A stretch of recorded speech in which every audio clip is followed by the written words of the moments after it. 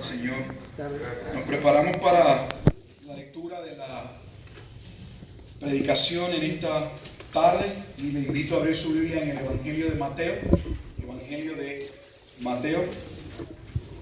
Y vamos a comenzar la lectura en el versículo 27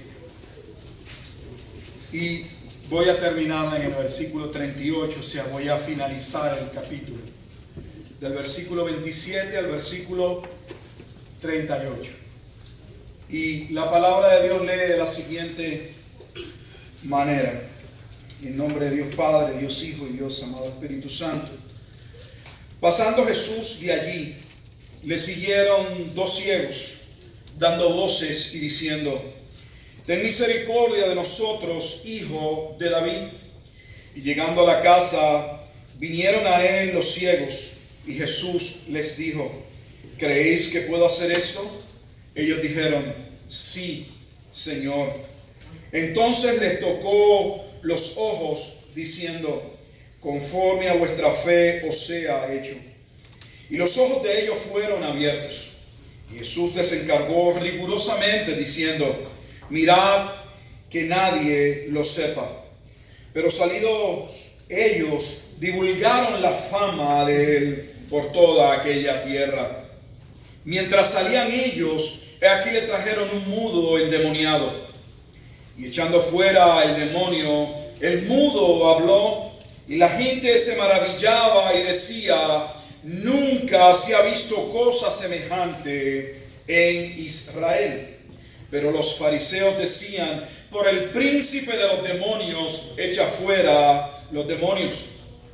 Recorría Jesús todas las ciudades y aldeas, enseñando en las sinagogas de ellos y predicando el evangelio del reino, y sanando toda enfermedad y toda dolencia en el pueblo. Y al ver las multitudes, tuvo compasión de ellas, porque estaban desamparadas y dispersas como ovejas que no tienen pastor. Entonces dijo a sus discípulos: a la verdad, la mies es mucha, mas los obreros pocos. Rogad pues al Señor de la mies que envíe obreros a su mies. Permítame orar. Amado Dios y Padre eterno, te damos gracias en esta bendita tarde. Te damos gracias por la palabra que ha sido leída. Reconocemos que es tu palabra, que es tu consejo. Reconocemos que esta palabra es la palabra infalible, autoridad, es lámpara a nuestros pies y lumbrera a nuestro camino, que es la palabra profética más segura en la cual hacemos bien, Señor, en mantenernos firmes, constantes, como una lumbrera que alumbra en un mundo de oscuridad.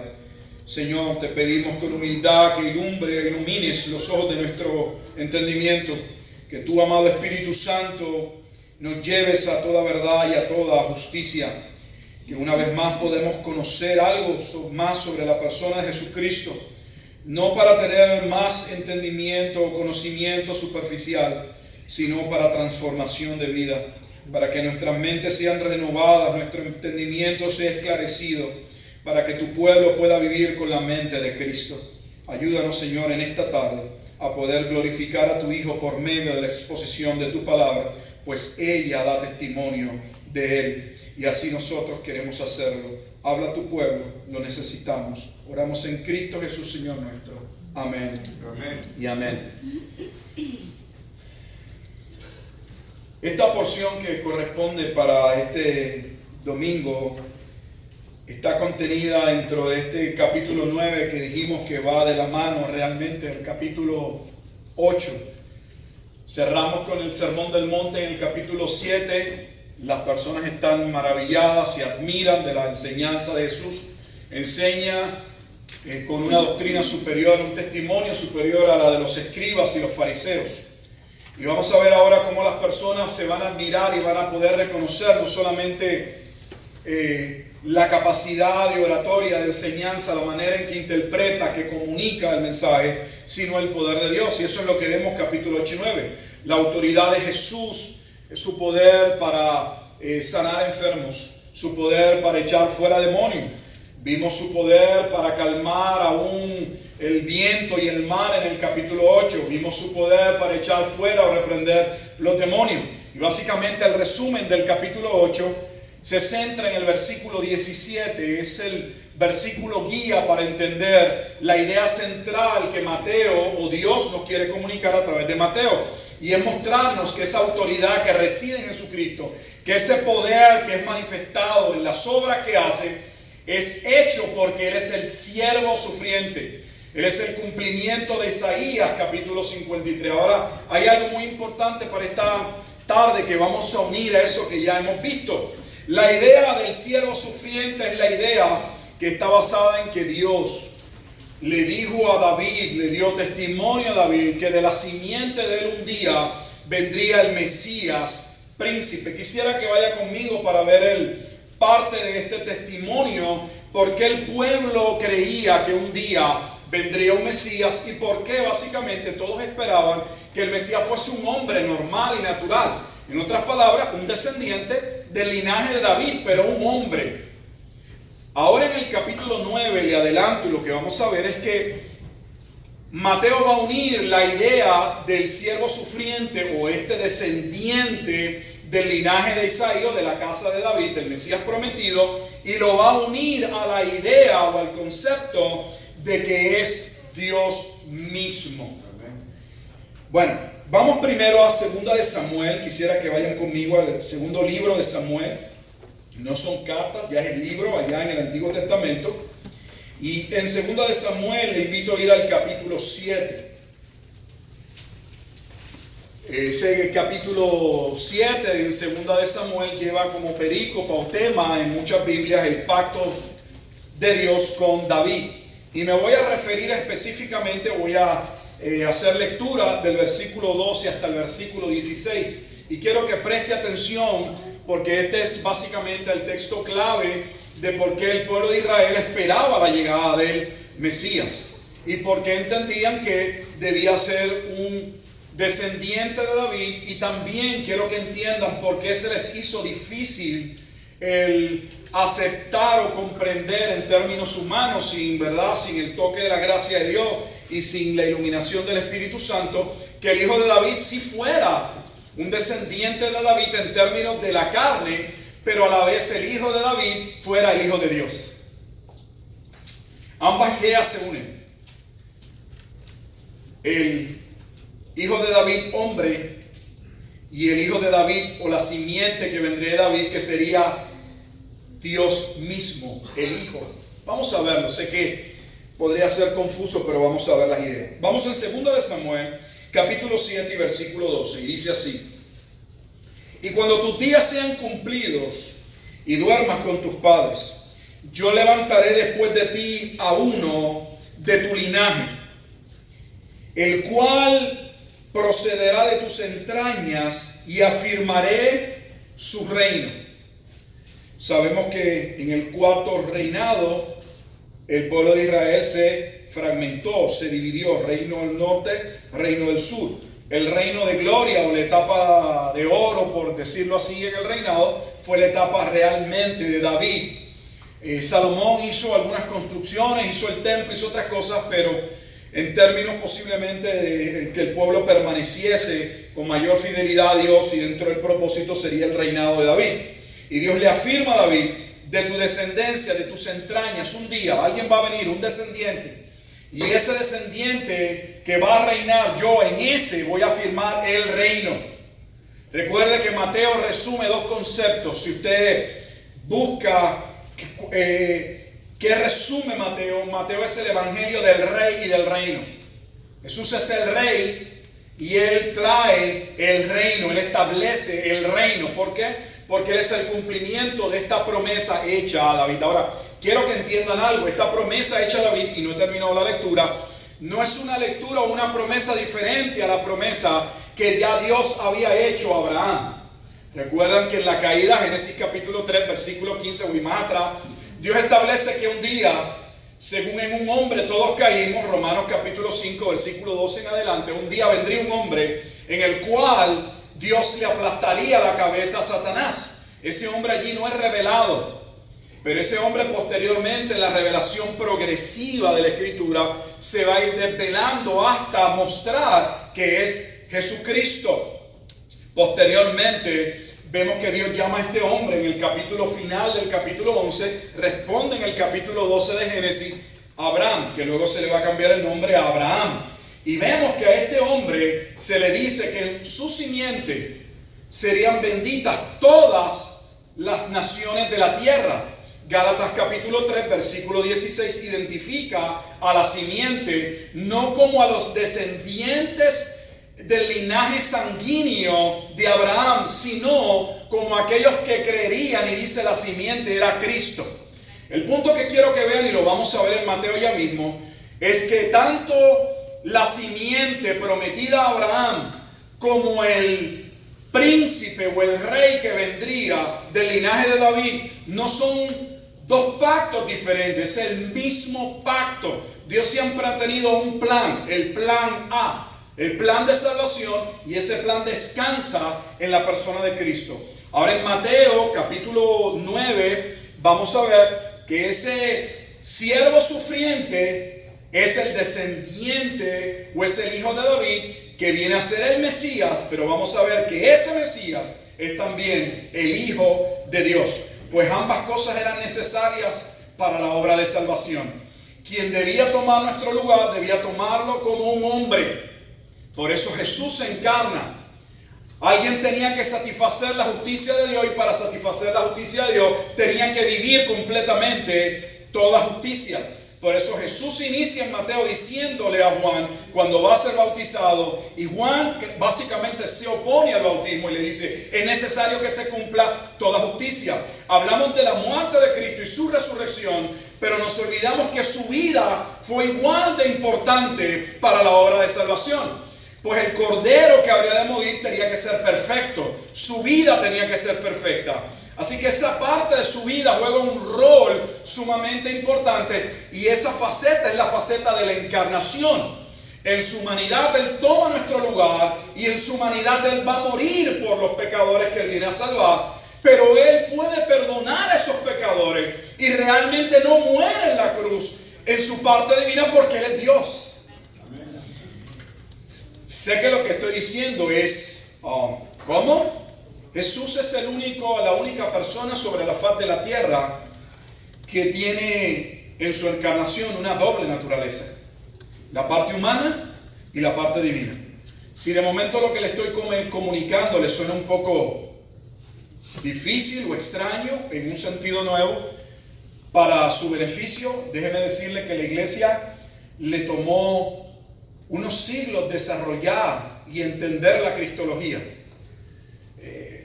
Tomaron varios concilios, no fue hasta el concilio de Calcedonia, estamos hablando del siglo V, en que se reconoce completamente, y para dar formalidad entre el cristianismo, la doble naturaleza y las funciones de esa naturaleza, tanto la humana como la divina, en el proceso de salvación.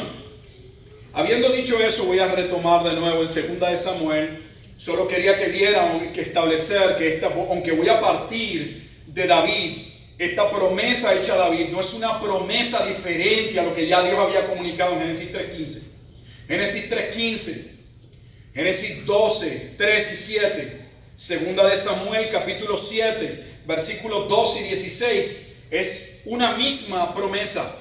Dios no está cambiando de plano de pacto. Dios lo que hace en el Antiguo Testamento es que va aumentando el grado de la revelación, va dando más luz sobre lo que va a suceder hasta que esa revelación se manifiesta completamente en la palabra encarnada, Jesucristo mismo. Él es la máxima revelación de Dios, no hay nada después de él. Retomamos segundo libro de Samuel, capítulo 7, versículo 12, y ya vimos que de las entrañas de David, un descendiente, Dios iba a firmar en él el reino.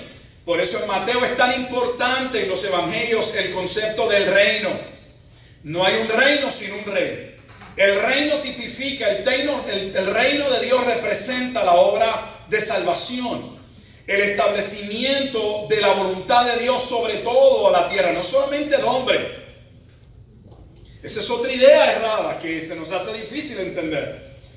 Porque como humanos tendemos a ver el concepto soteriológico, el concepto de la salvación desde el punto de vista del ser humano. Y lo enfocamos en el ser humano, porque fue el ser humano la única criatura que se atreve a rebelarse contra Dios. Vimos en el capítulo 8 cómo el viento y el mar obedecen a Dios. Sin embargo, los demonios obedecen a Dios. Y nosotros nos atrevemos a vivir en rebeldía contra Dios.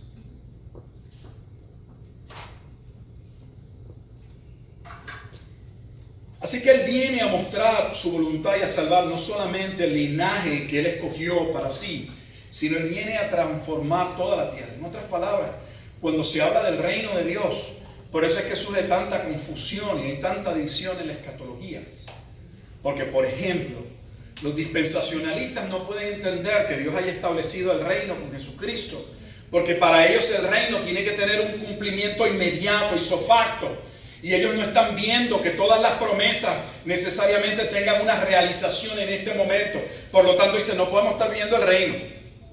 La Biblia habla de que el hombre va a poder cohabitar con los animales nuevamente, que va a haber paz, que no va a haber muerte, que ya no va a haber más guerra, que va a haber paz. Y dice, ahora mismo hay guerra, lo menos que hay es paz. ¿Cómo dicen ustedes que vivimos en el reino? Vivimos todavía en un mundo caído.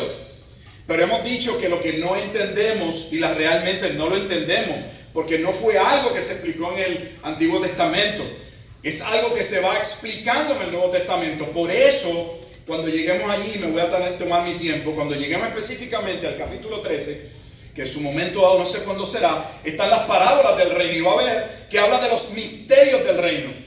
El reino no era un misterio, los judíos lo esperaban el Mesías, pero es un misterio en términos de cómo se va a consumar, cómo se va a ir desarrollando el reino. Jesús sabe que ellos tienen un concepto de un reino, dijimos de un paso, que todo se va a establecer en un momento dado. Pero vemos que no. Cuando usted va al Antiguo Testamento, la idea del Mesías llegando y el establecimiento del reino se da en un solo paso.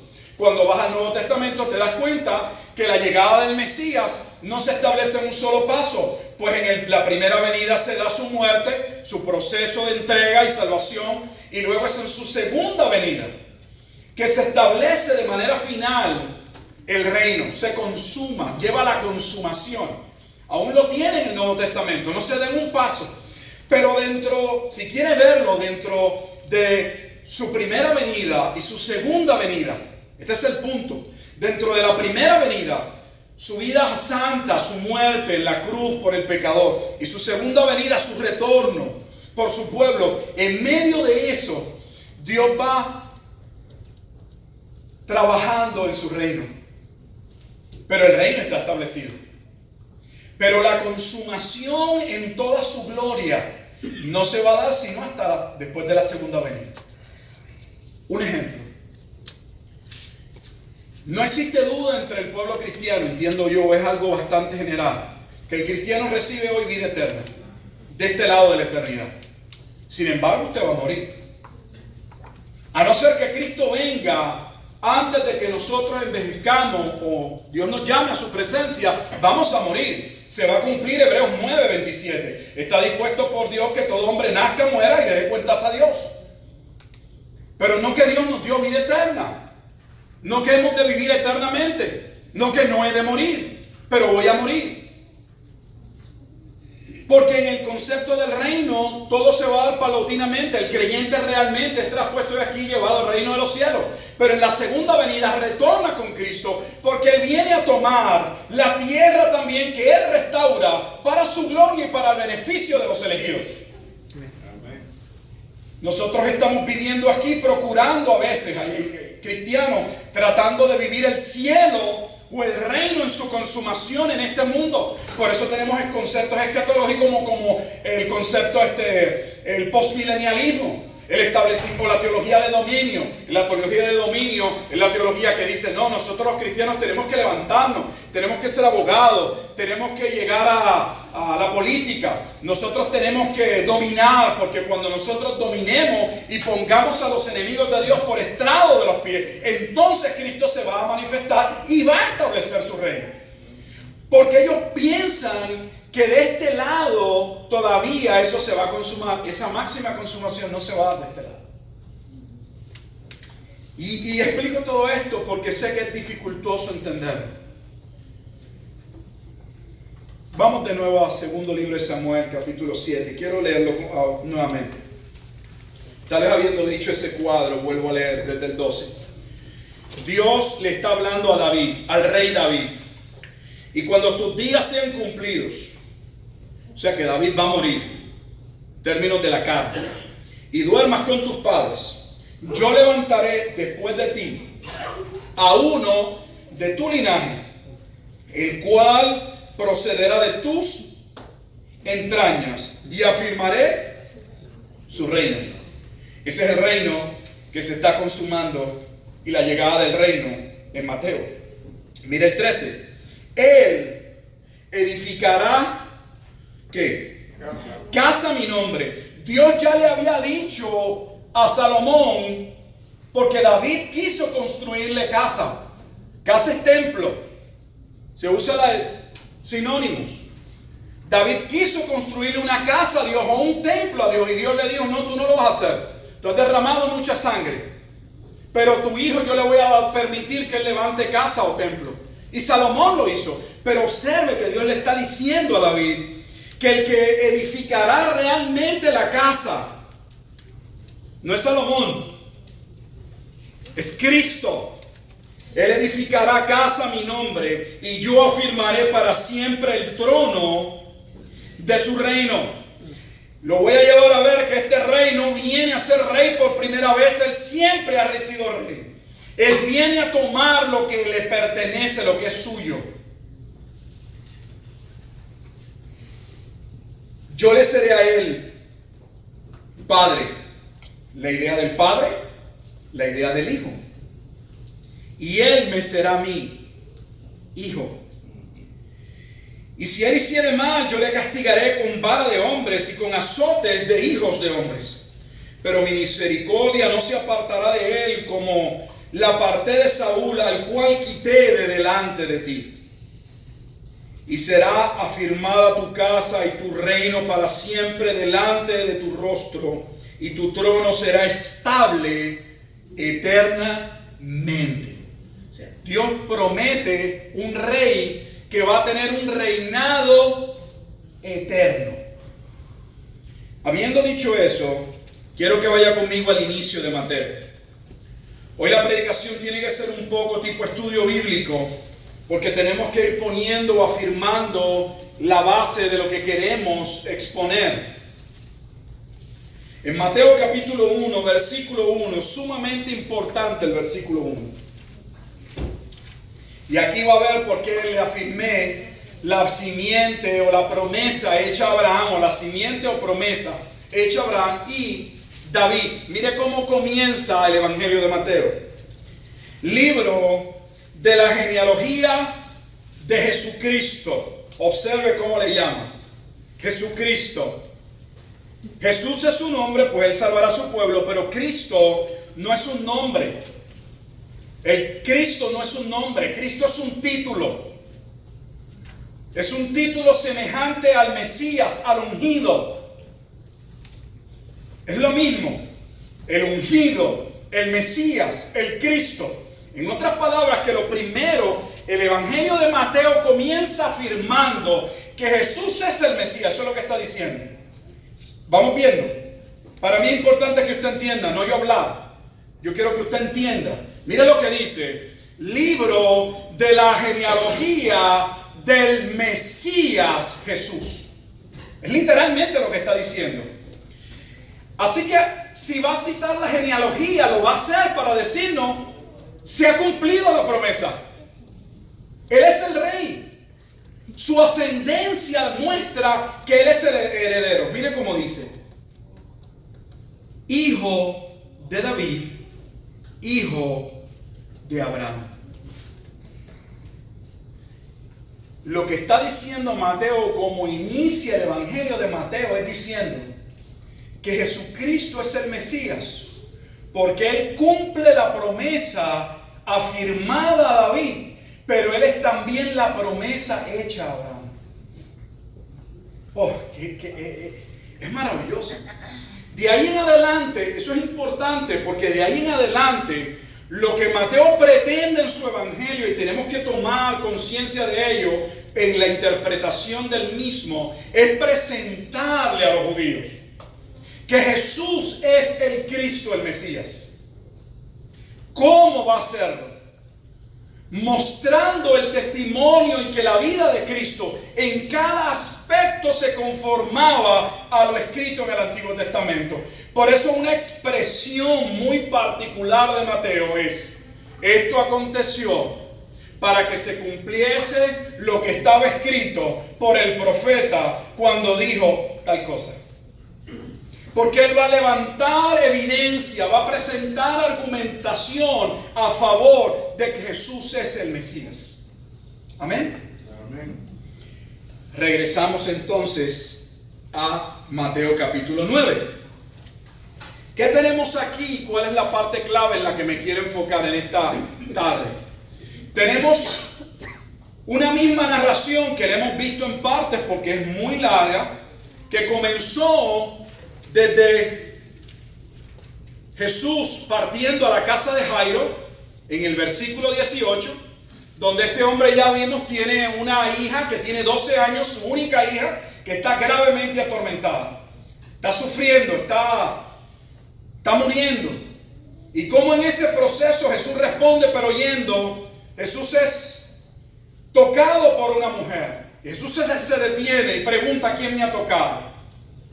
Y terminamos con que posterior a todo eso, cuando Jairo entonces se frustra, porque en ese proceso viene de la casa a decirle: sabes que no moleste más al maestro, no lo moleste, tu hija murió. Y el Señor le dice a Jairo: no temas, cree solamente, mantente creyendo, yo la voy a levantar. Y dice que cuando llegaron, Jesús le dijo a algunos de sus discípulos: no entran. Solo entró con algunos de ellos.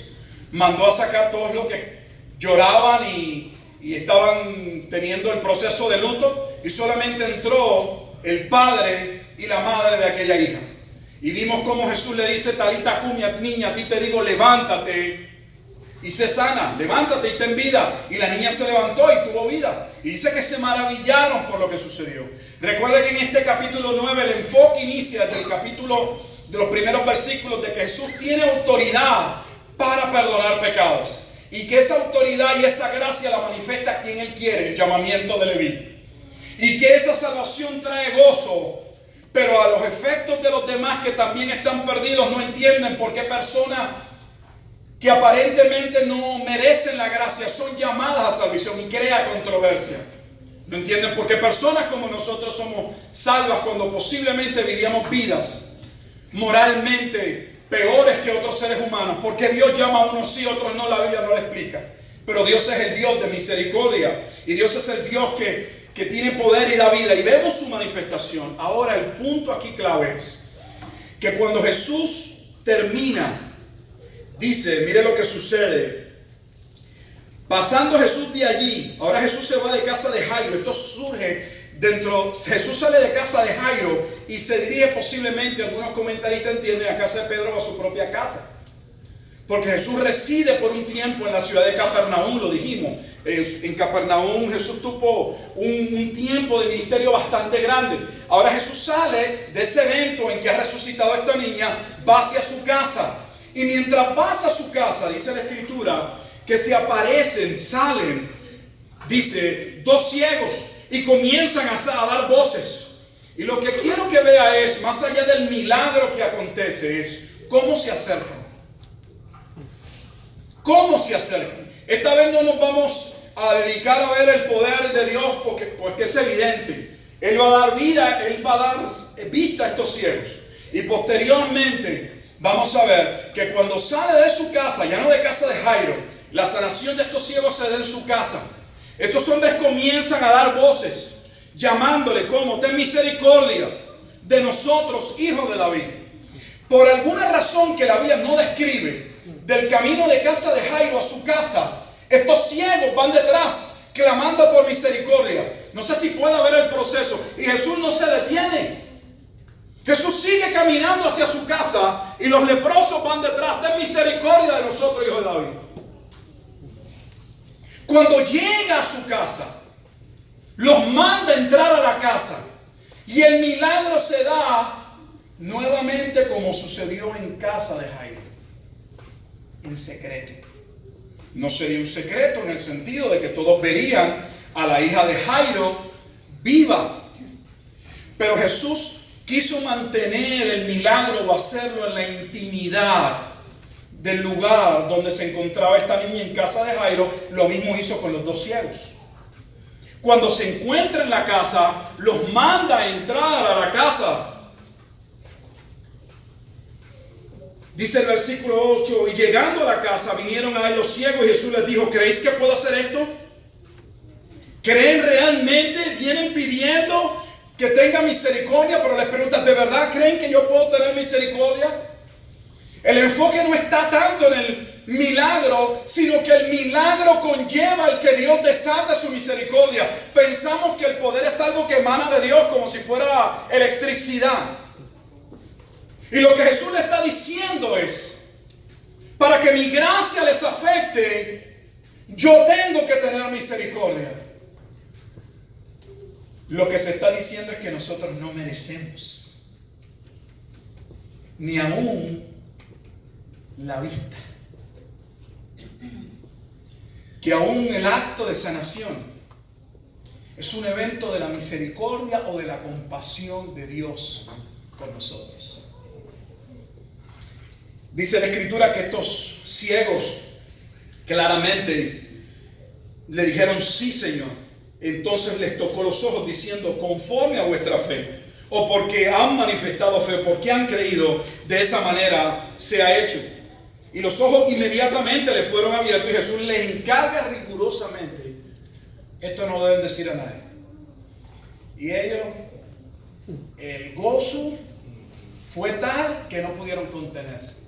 Salieron y comenzaron a proclamar que Jesús les había vuelto la vista. En medio de eso, note que la narración no para en el versículo 32. Mientras salían ellos, he aquí le trajeron un mudo endemoniado. Estos son uno de esos versículos que se utilizan en algunos lugares para querer decir que hay algunas condiciones que están relacionadas a posesión demoníaca. Y tenemos que tener mucho cuidado con querer establecer ese tipo de, o ser categórico en ese tipo de, no sé, de diagnóstico, por así decirlo, de una forma. Es cierto que en momentos dados hubo personas que tuvieron enfermedades y que la Biblia las vincula, las relaciona directamente al pecado o a posesión demoníaca. Eso es cierto, pero no todas. Entonces tenemos que tener mucho cuidado con decir que si alguien está enfermo o alguien tiene cierta condición, hay algo malo o hay un pecado o esa persona tiene un demonio. Mucho cuidado con ello. Porque el enfoque de Mateo, y aquí quiero que vean, no está tanto ahora, y lo voy a llevar a mi punto, al punto que creo que la Escritura quiere enfatizar. Ya no es tanto, ahí va a haber admiración, pero el punto no es tanto, gracias, el poder de Dios, sino por qué ese poder es manifestado y quién es el que lo manifiesta. ¿Quién manifiesta esa misericordia? Porque la manifestación de esa misericordia, vamos a ver, está ligada nuevamente a Isaías y está relacionada a el hijo de David. En otras palabras, que Mateo va a afirmar nuevamente en Mateo 9 que se está cumpliendo, que el ministerio de Jesús es evidencia de que Él es el Mesías, de que es el cumplimiento de la profecía de 2 de Samuel capítulo 7 versículo 12 al 16. Dice el versículo 33, y echando fuera el demonio, el mudo, ¿qué pasó? Habló. Y la gente nuevamente ¿qué? Se maravillaba. ¿Qué está sucediendo? ¿Por qué la gente se maravilla? ¿Por qué Jesús tiene poder para dar vista a estos ciegos? ¿Por qué Jesús puede hacer que un mudo hable? ¿Qué es lo que está realmente sucediendo? Quisiera que vaya conmigo. En el capítulo 8, el enfoque es Isaías capítulo 53. Jesús es el siervo sufriente. Pero el siervo sufriente es el Mesías, hijo de David. Ahora vamos a Isaías capítulo 35.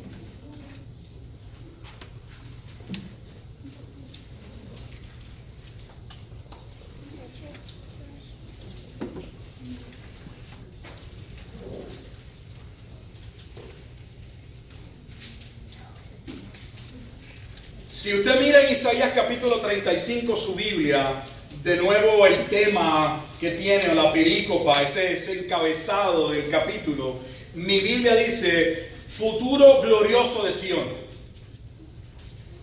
La razón por la que lo llevo primero al encabezado es para que vea que ese encabezado esté marcado, o se le puso ese título, porque representa la promesa futura del reino, de ese momento en que Sión sería restaurada.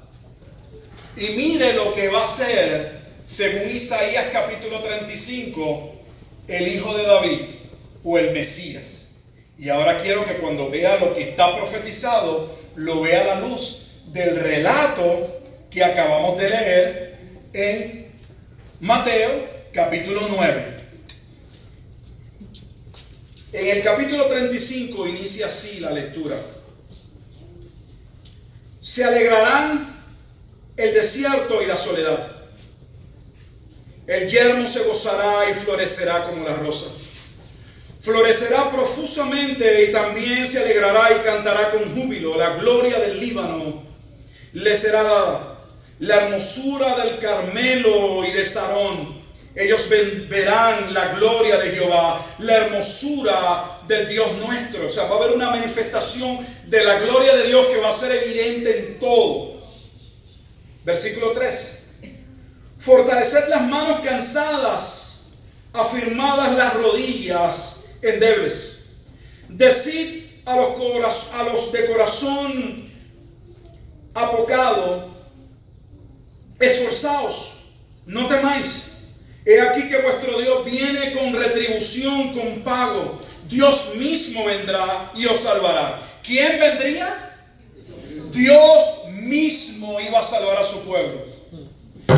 El concepto del Dios encarnado sí está en el Antiguo Testamento, pero no está claramente develado. Así que ellos lo ven de manera confusa. Por eso cuando Jesús habla que Él es el Hijo de Dios, lo que yo hago es lo que mi Padre hace. Yo dice, ¿pero qué se cree este hombre que dice que es igual a Dios? Pero Dios había hablado de que Él mismo salvaría a su pueblo. Ezequiel capítulo 34 es Juan capítulo 10. Él es el buen pastor.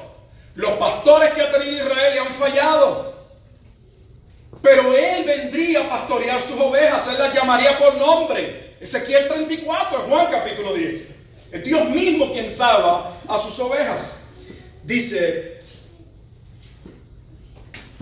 versículo 5, aquí quiero que presten atención. Entonces los ojos de los ciegos serán abiertos y los oídos de los sordos se abrirán. Entonces el cojo saltará como un ciervo y cantará la lengua del mudo. Cosas que hasta ahora no se habían evidenciado, las haría el Mesías. ¿Recuerdan Juan capítulo 9, el ciego de nacimiento? Le preguntan quién te sanó. Van a los padres a cuestionarle, le dicen, no nos cuestionen, tenían miedo. Nuestro hijo es mayor, pregúntale a él. Cuando cuestionan al hijo le dicen, ¿quién te sanó? No sé, un lodo. Me dijo, lávate en el estanque Siloé, que traducido es el enviado. Pero es que ese hombre no puede ser un enviado de Dios. Le dijo, yo no sé si es enviado o no. Yo sé que yo era ciego y ahora veo. Y luego él mismo presenta afirmación y evidencia a favor de eso y le dice, yo no sé si es malo, pero que yo recuerde, nunca se ha escuchado en Israel que Dios le haya abierto la vista o haya sanado a ciegos de esa manera, de nacimiento. Lo llevo a Isaías capítulo 35 porque es sumamente importante. La expresión de los ciegos, tú eres el hijo de David, es una clara alusión de ciegos, de que Jesús es el Cristo. Quiero poner una pausa aquí. Quiero que piense conmigo. Todo el mundo está maravillado hasta este punto. Si lo han visto, todo el tiempo se enfoca, están maravillados, admirados y hay una multitud. Todos los pasajes dicen lo mismo. Es más, Jesús hasta huye de la multitud. Hay una multitud que le persigue. La gente está admirada por cómo predica y lo que ve. Pero estos ciegos No sabemos dónde estaban. Obviamente ellos no han podido ver, constatar con su vista lo sucedido.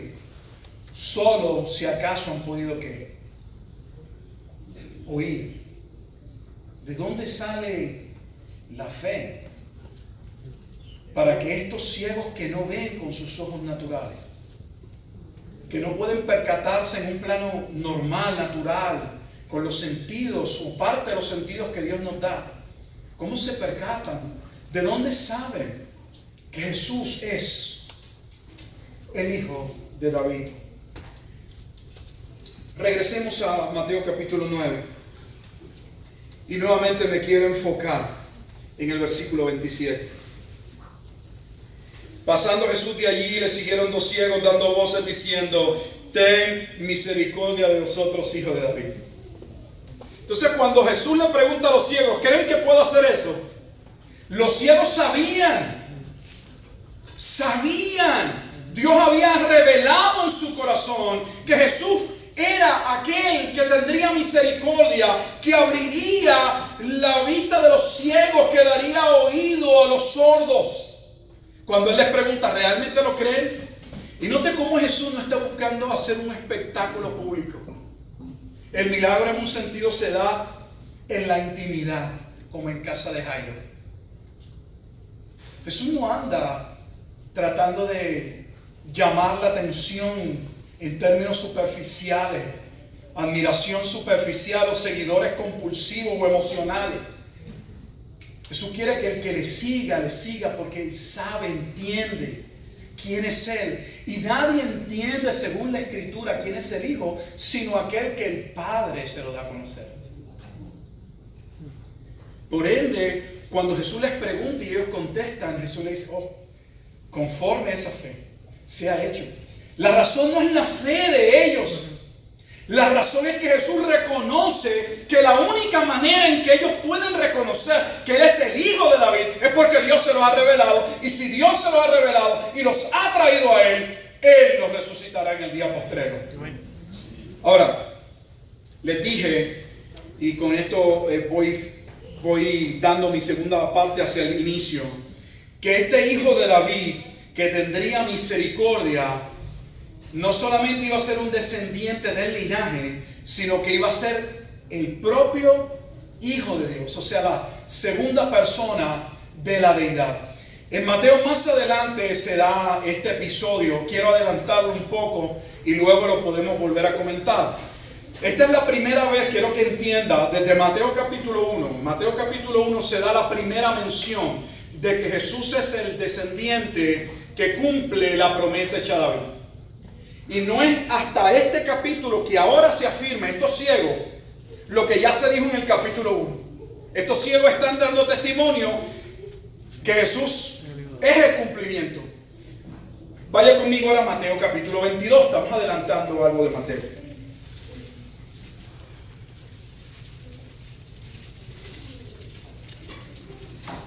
Gloria a Dios. Y ahora quiero que vaya conmigo al versículo 41.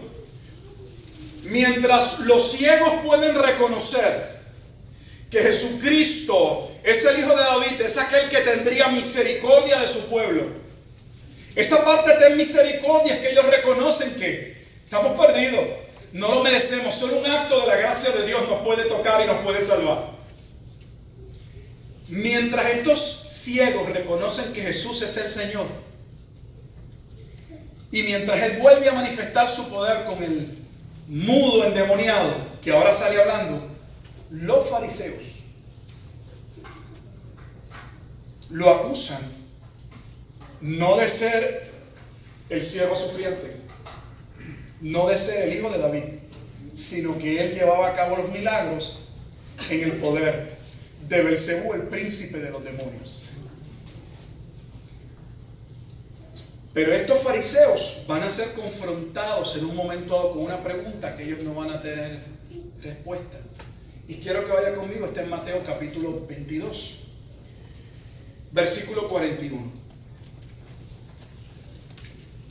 Dice: y estando juntos los fariseos, Jesús les preguntó, diciendo: ¿qué pensáis del Cristo? ¿Recuerda cómo inicia Mateo? La genealogía de Jesucristo. ¿Qué pensáis del Cristo? Recuerden nuevamente que la expresión Cristo es el Mesías, es el ungido, es lo mismo, son sinónimos. ¿De quién es hijo? Ellos saben, tienen un conocimiento del Mesías. Y ahora la pregunta es, ¿de quién va a ser hijo el Mesías? Parecía ser de inicio una pregunta fácil de contestar. Un descendiente de David. Parece ser algo que cualquiera podía contestar. Pero mire cómo el desenlace que se va a dar. Le dijeron, ¿de David? ¿De David? Sí, el Mesías, el Cristo, el ungido, iba a ser un descendiente del linaje de David conforme a la carne. Se encarnaría, usaría un vaso o un instrumento para su encarnación, que es María, para venir en un cuerpo humano. Pero Él es Jesús y ya Él era Dios. Míralo cómo lo dice. Él les dijo, ahora les va a hacer preguntas. Ellos les fascinaba hacerle preguntas a Jesús, y preguntas que sabemos que en muchos momentos no eran motivadas por una inquietud genuina, sino todo lo contrario, buscando poner en aprieto, en dificultad, tratando de hacer lucir mal a Jesús frente a la multitud. Y les dice, pues, ¿cómo David en el Espíritu, observe sus palabras, le llama Señor? Lo primero que le dice el Salmo 110, porque Jesús va a citar el Salmo 110.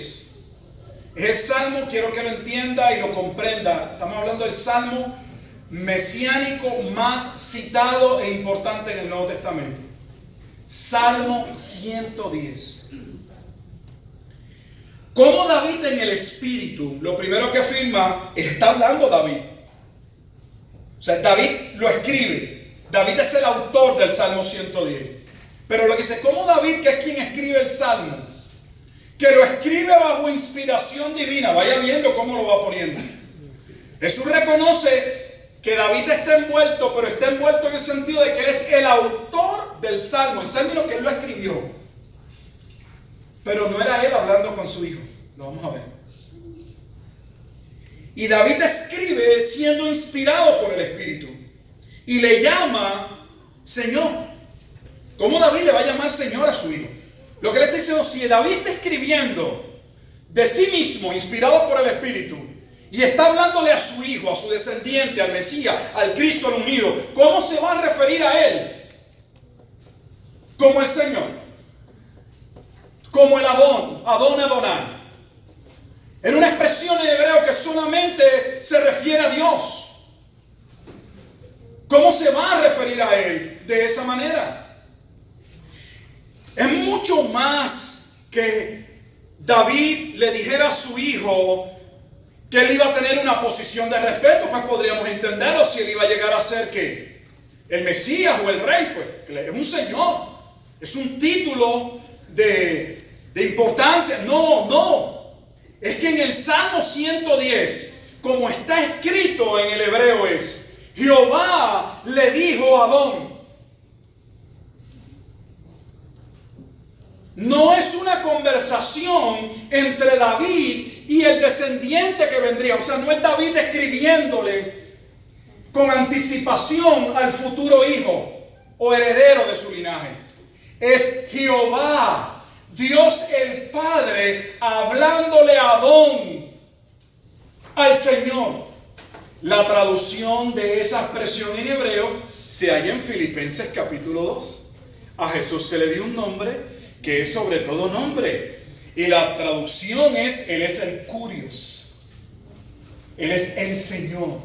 Ante Él se doblará toda rodilla de los que están en los cielos y en la tierra y debajo de la tierra. Y toda lengua confesará que Jesucristo es el Señor. Por lo tanto, Jesús les dice, Ustedes interpretan y dicen que es hijo de David, pero David no le puede llamar a él Dios. La traducción de la Reina Valera en la 1960 y en muchas versiones lo traduce, debo decir, dijo el Señor a mi Señor. Pero para aquellos que tengan recursos para buscarlo, luego yo les puedo decir dónde buscarlo para que ustedes lo constaten. Porque esto es una cita al Salmo 110. Dice Jehová le dijo a Adón: siéntate a mi derecha hasta que ponga a tus enemigos por estrado de tus pies. Mira lo que le está diciendo David a su hijo. Y él está diciendo, si es David que le está hablando a su hijo, es que no cuadra. Primero, ya David va a estar muerto. ¿Cómo David le va a poner a su hijo, a sus enemigos por estrado de los pies? O sea, que aquí no puede darse de esa forma.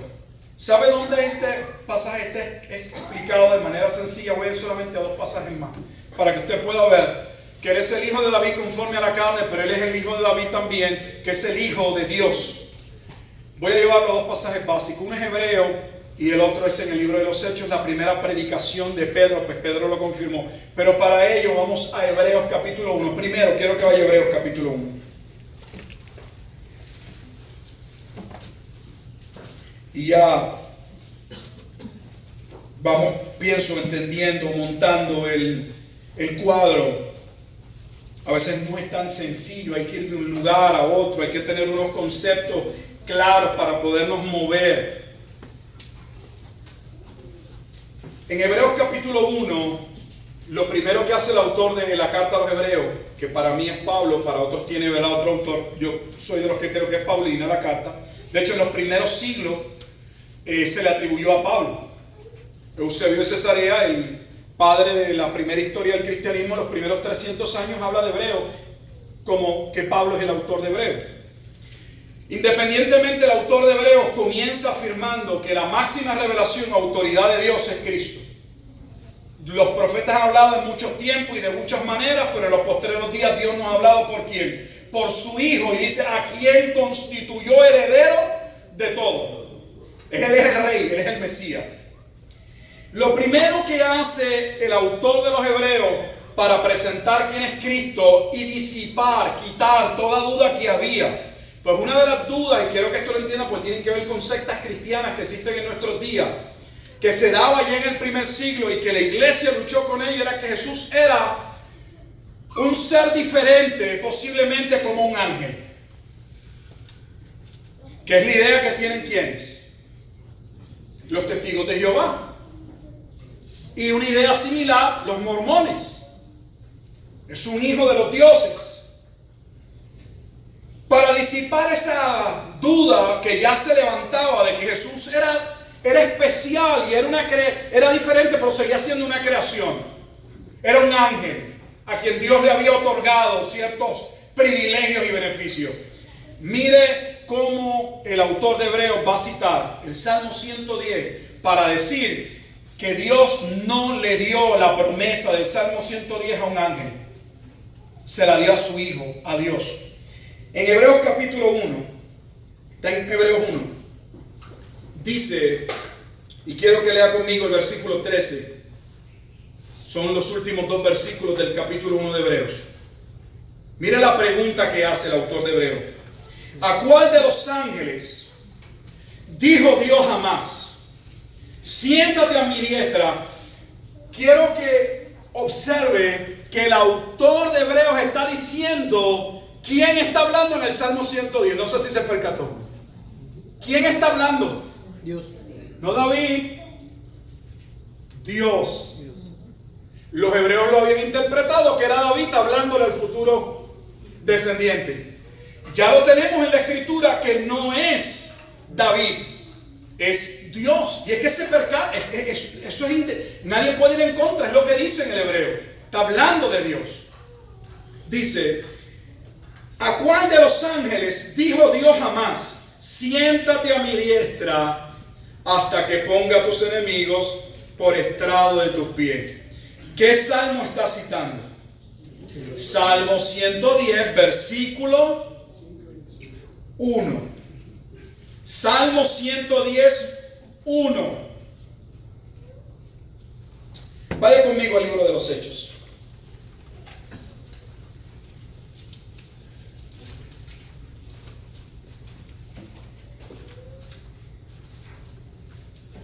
Capítulo 2. Hechos, capítulo 2.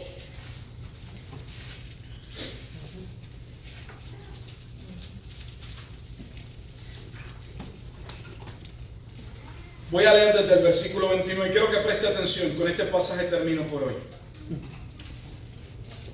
Presten mucha atención. Porque Pedro va a hablar de David.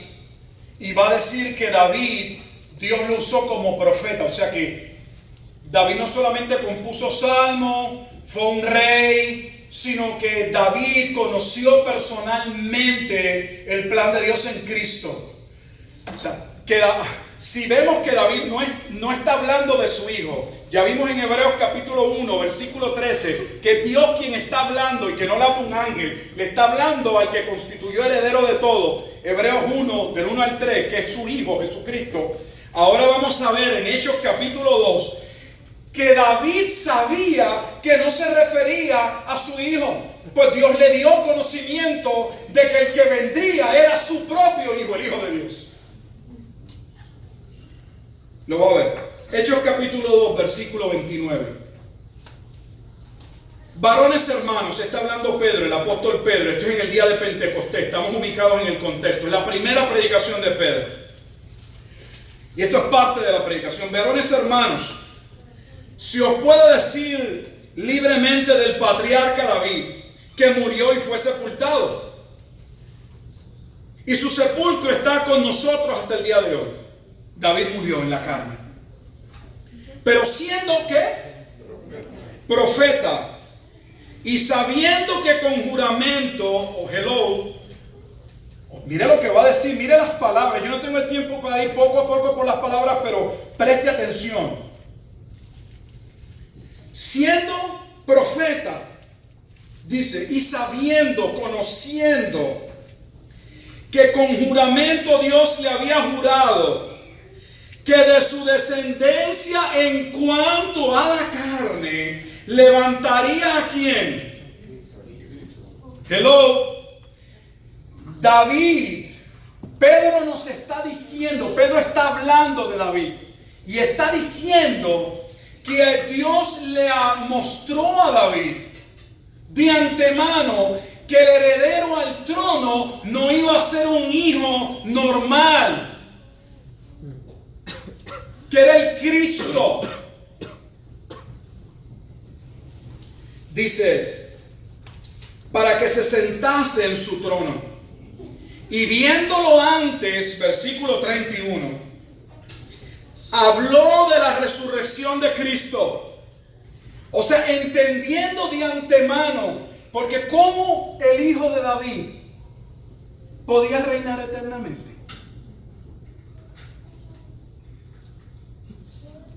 Verás, no, porque no podía reinar. Un ser humano no puede reinar eternamente. Pero David ahora entiende por qué ese rey va a reinar eternamente, porque ese rey puede establecer el reino, porque ese rey va a ser diferente, porque es el Cristo y va a ver que el Cristo es el Hijo de Dios. Dice, y viéndolo antes habló de la resurrección de Cristo. O sea que David profetizó la resurrección de Cristo. La resurrección de Cristo es un evento narrado, establecido en el Antiguo Testamento. Que su alma no fue dejada en el Hades, ni su carne vio corrupción. Y ahora va a decir, observe el versículo 32, importantísimo. A este Jesús, Cristo. Primero menciona que David recibió el conocimiento de que un día vendría el Cristo, que ese Cristo tendría un reino eterno, que ese Cristo no moriría, no podría quedar en el Hades eternamente, se levantaría. Y ahora dice que ese Cristo, que ese que no podía morir sino que resucitaría, ¿Que ese es quién? Versículo 32. A este lo identifica Jesús. Resucitó. Entonces el Salmo 10 es una conversación, va a haber entre Dios y Jesús, entre el Padre y Dios el Hijo. Lo va a ver todavía más claro. A este Jesús resucitó Dios, de los cuales todos nosotros somos testigos. O sea, no se trata de un evento aislado que David profetizó, que el Cristo no vería muerte, sino que nosotros somos testigos de esa resurrección. Hoy dice, así que exaltado por la diestra de Dios. Salmo 110. ¿Quién exaltaría al Hijo? Siéntate a mi derecha hasta que ponga a tus enemigos por estrado de tus pies. Dice, así que exaltado por la diestra de Dios y habiendo recibido del Padre la promesa del Espíritu Santo, ha derramado esto que vosotros veis y oís. ¿Por qué menciona el Espíritu Santo? Porque el Antiguo Testamento también claramente establecía que el espíritu con el que ese Mesías reinaría y gobernaría, que ese espíritu también pasaría a ser el espíritu de los elegidos o del remanente. Y lo que Pedro les está diciendo, esto que están viendo también es el cumplimiento o corroboración de que Él es el Mesías. Pues el espíritu con el que Él vivió ahora lo ha enviado ¿a quién? A sus hijos. Ese es el día de Pentecostés. Y ahora viene, versículo 34 y finalizamos. Porque David no subió a los cielos. No está diciendo que David se perdió. Quiero aclarar. Pero mire, pastor, ahora hay un problema, porque dice que David no subió a los cielos, entonces se quedó en el infierno. No, eso no es lo que está hablando. Recuerde que dice que le dijo el Señor a mi Señor. Está hablando de una conversación que se da ¿dónde? En el cielo, en la eternidad. Y él está diciendo, David no era quien estaba allá hablando con Jehová. Dice, porque David no subió a los cielos, pero él mismo dice, aunque él no subió allá, él testifica, porque Dios como profeta se lo dejó, se lo mostró, y como profeta, como vocero de Dios lo dijo. Dice, dijo el Señor a mi Señor, siéntate a mi diestra hasta que ponga a tus enemigos por estrado de tus pies. O sea que Pedro está diciendo que la figura del Mesías, del Cristo, del ungido, mire todo el cuadro cuán complejo para entenderlo, y falta mucho más. La pregunta es, ¿cómo podían saberlo dos ciegos?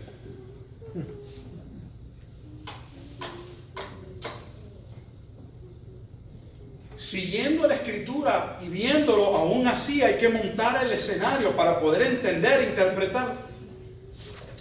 ¿Cómo lo entendieron los ciegos? Ya usted vio y confirmamos por Mateo capítulo 2 que los escribas entendían que era David hablando del ¿qué? Del futuro hijo. Estaban equivocados, pero los ciegos no se equivocaron. Los ciegos no se equivocaron. ¿Y sabe por qué los ciegos no se equivocaron? Porque Dios guía a los que Él quiere hacia Cristo y les revela la figura del Hijo. Y el Hijo dijo, el que a mí viene, yo no le echo fuera. Mira el versículo 36. Sepa pues, termina diciendo en esta parte, porque va a decir más, pero hasta este momento. Sepa pues, ciertísimamente. Él no está diciendo, bueno, a mí me parece, esta es la deducción lógica, se desprende, podríamos deducir, podríamos tener esta suposición. Sepa pues ciertísimamente toda la casa de Israel. O sea, entienda bien, Israel, los que están escuchando. Esto es totalmente verdadero. Que a este Jesús, a quien vosotros crucificasteis, Dios le ha hecho, ahora une la figura del Adón, a quien le habla Jehová al Adón, que es el Señor, el Kurios en el griego, Y dice que ese Adón o ese Curios del griego es también que el Mesías, el Cristo. El pasaje de la exposición de Mateo finaliza diciendo que todos estos últimos milagros y otros que Jesús realizó, que Mateo no los narra, pero claramente dice que Jesús hizo otras cosas en la ciudad de Capernaum y otras regiones. Dice que todas estas cosas acontecieron porque Él manifestó su compasión y su misericordia sobre el pueblo. Finalizo diciéndole, hay mucho más que podríamos decir, pero finalizo diciéndole que no hay salvación fuera de Jesús. Que necesitamos estar claros como iglesia de quién es la persona de Jesús. El debate teológico afuera no se centra en la figura del Padre. Es más, ni aún en el aspecto del Espíritu Santo. Los aspectos del Espíritu Santo tienen que ver con las divisiones, con cómo se desprende o cómo se lleva a cabo la manifestación del Espíritu, en qué manera se puede manifestar o no. Se manifestó en un momento de esta manera, pero el problema es la persona del Hijo. ¿Quién es Jesucristo? Y te pregunto, ¿quién es Jesucristo para ti? Porque no hay compasión de Dios, no hay misericordia de Dios aparte de Cristo. Estos ciegos entendieron que toda su esperanza radicaba en que Jesús tuviese compasión de ellos. Yo no sé cuánto tiempo caminaron hasta llegar a la casa. Algunos comentaristas no deducen o no dicen qué distancia pudo haber de casa de Jairo, del principal de la sinagoga hasta la casa, pero ellos fueron persistentes. Dios les guiaba a Cristo. ¿Realmente Dios te ha guiado a Cristo? ¿Realmente Cristo es tu Señor? ¿Has entendido que la salvación solo radica en Cristo? Lo que quiero que entiendas es que no hay misericordia de Dios aparte de Cristo. No se trata de venir a la iglesia, no se trata de vivir una vida religiosa, no se trata de ser una persona con una base moral, no se trata de eso. Se trata de que la compasión o la misericordia que Dios tiene por pecadores, la tiene en la persona de Cristo. Lo cual deduce, señala que solo en Jesucristo hay salvación. Y lo cual nos muestra, para finalizar, que solo Dios puede salvar, pues esos ciegos nos representan. Y también el mudo nos representa, pues nuestra lengua no puede soltarse para manifestar que Cristo es el Señor, a no ser que nuestro corazón sea transformado y podamos entonces proclamar con libertad: Jesucristo es el Señor. Debemos estar agradecidos como esos ciegos que Dios nos haya hecho ese favor y nos haya salvado. A estos ciegos se les dijo en aquel momento dado del ministerio de Jesucristo que lo mantuvieran para ellos. No había llegado el momento de Jesús. Jesús no estaba buscando audiencia de esa naturaleza o de esa forma. Pero hoy tú y yo no se nos ha puesto una restricción. Y a veces vivimos como si tuviéramos esa restricción. Dios nos ha dicho todo lo contrario a los ciegos. Vayan y muestren y digan lo que Dios ha hecho por ustedes. Los ciegos no siguieron la orden de Jesús. Fueron y hablaron. La Biblia no dice por qué. Especularían. Gozo, no sé. Nosotros somos su pueblo y somos llamados a testificar de aquel que nos libertó de las tinieblas y nos trasladó al reino de su amado Hijo. El capítulo 9 finaliza diciendo que Jesús tuvo compasión porque eran como ovejas que no tenían pastor. Ahí el concepto oveja habla de los perdidos. Y claro, sus propias ovejas las que él vendría a salvar. Y mi pregunta final es: ¿estamos hablando de lo que Cristo ha hecho? ¿Mostramos compasión por los perdidos? Jesús finaliza diciéndole a sus discípulos: deben pedirle a Dios que envíe obreros a su vida.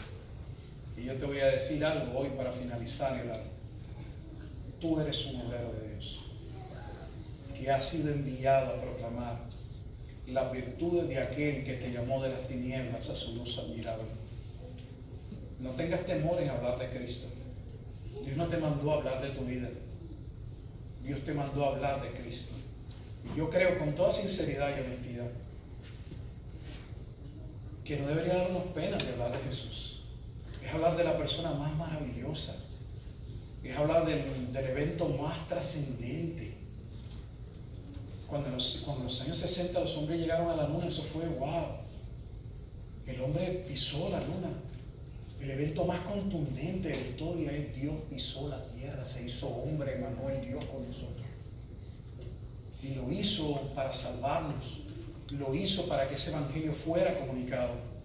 Y quiero que usted entienda, amados hermanos, nuevamente que es nuestra responsabilidad darlo a conocer. Lo que Dios ha hecho en privado, en nuestra intimidad y en nuestro corazón, ahora debe ser dado a conocer afuera. No todos nos van a escuchar, no todos van a prestar atención, pero a nosotros no nos corresponde si nos prestan atención. Dios no nos va a juzgar por cuánta gente alcanzamos o ganamos, no existe tal cosa, pero Dios sí va a preguntarnos qué hicimos, por qué no hablamos, por qué no extendimos, por qué no hablamos del evangelio. Si realmente creemos que es poder de Dios para salvación, entonces por qué no lo hablamos y esperamos que esa salvación opere y salve a aquellos que Dios en su gracia ha predestinado a salvación. Termino orando. Padre, te doy gracias. Te doy gracias en esta tarde por tu amor y tu misericordia. Te doy gracias por la manifestación gloriosa de tu Hijo Jesucristo. Te doy gracias por permitirnos comprender y entender que Jesucristo no es solamente el siervo sufriente, Isaías capítulo 53, sino que Él también es el Mesías, el Hijo de Dios, el Cristo, Isaías 34, Isaías 35. Él es la consumación del Salmo 110, Padre Santo. Ayúdanos, Señor, a ser agradecidos. Y de la manera en que tú nos guiaste a Cristo, de la manera en que esos ciegos fueron guiados a Cristo, nosotros podamos, a través de tu palabra, predicar el evangelio que guía a los ciegos todavía hacia Jesucristo, el único que puede darle vista a los ciegos y desatar la boca de los mudos. Te damos gracias por permitirnos escuchar tu palabra. Pedimos que la misma, oh Dios, se centre en nuestros corazones, nos ayuden a crecer espiritualmente y también nos animen y nos insten a llevar a cabo tu voluntad. Ahora nos preparamos para participar del pan y de la copa. Te damos gracias por la oportunidad de poder, oh Dios, Señor, en esta hora también participar de los dos elementos que nos recuerdan el testimonio de la obra de Jesucristo, su muerte, su vida, su resurrección, el evento glorioso de aquel que se hizo carne, de Emanuel, Dios con nosotros, de aquel que profetizó David, que su alma no quedaría en el Hades, sino que resucitaría y Dios mismo le daría un reino y un trono eterno, del cual nosotros por tu gracia y tu misericordia somos parte. Agradecidos, oh Dios, participamos de la mesa con alegría. Amén y amén.